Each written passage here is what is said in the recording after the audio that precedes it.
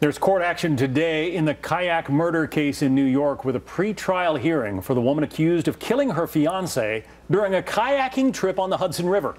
Angelica Graswald is charged with murder and manslaughter. Investigators say she told them she tampered with her fiancé's kayak and then watched him drown. But her lawyer blames the alleged confession on a language barrier and adds that his client was suffering from hypothermia and the loss of her fiancé when she made her statement. Joining us now, Diana Eisman and Anna Yum. Both are former prosecutors and defense attorneys. It is a fascinating case. She's going to be going into court today, Diana. Her lawyer says, look, this is a woman from Latvia. English is her second language, and she just doesn't have a good grasp of the facts here. Is that a defense that's likely to work?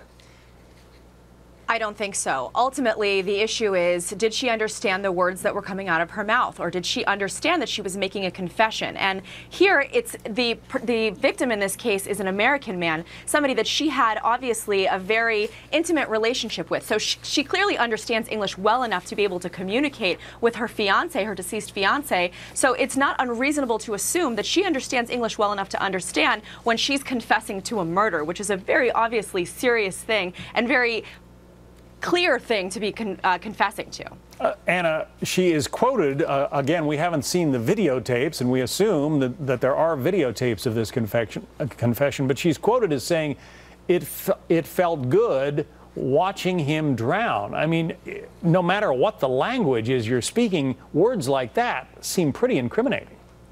That's absolutely right. And if that video becomes admissible, if this case were to go to trial, it's extremely damaging to her case, because these are statements that you would argue a grieving fiancé would not say. It felt good that he was going to die, or I felt trapped in the relationship. And my understanding is that there's not much physical evidence in this case, so the prosecution is really going to have to focus on her statements and her actions. Now, motive is not required in criminal prosecutions, but it certainly is helpful. And if she felt trapped in this relationship, and also let's not forget that she was allegedly the beneficiary of a $250,000 life insurance policy, then that's what the prosecutor is really going to have to focus on to try to secure a conviction in this case. All right, we will keep an eye on that one. Again, she is in court today. Let's talk about another weird case here in the Northeast, a house in New Jersey at the center of a bizarre legal battle.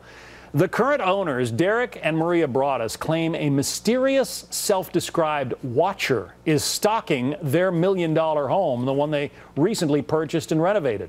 So they are suing the previous owners, John and Andrea Woods, who they say knew about the watcher and even got a letter right before the sale went through. The Broadduses got their first threatening letter, they say, right after they closed on the house.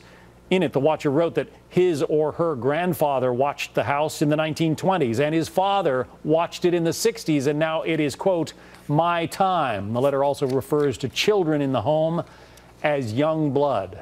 Oof. So, Diana, do they have a case?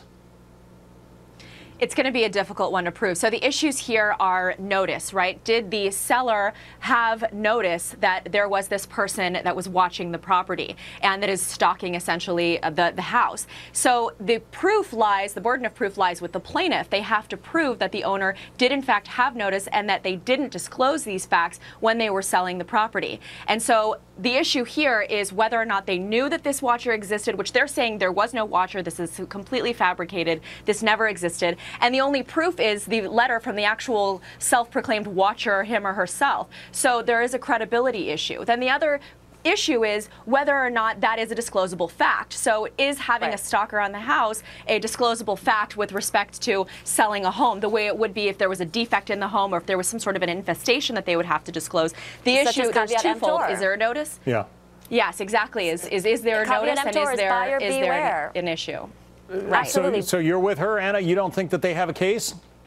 I don't think so. I mean, caveat emptor basically means buyer beware, that the buyer has the onus to decide, okay, are there any kind of damages or defects to the house upon reasonable inspection?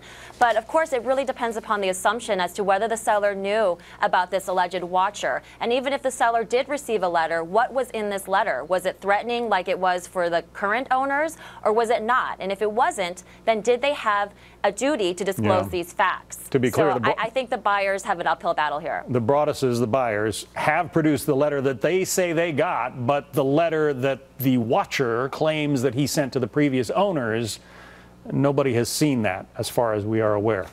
We'll keep our eye on that one. Thank you both, Diana Eisman, Anna Yum. Thank you. Thanks, John.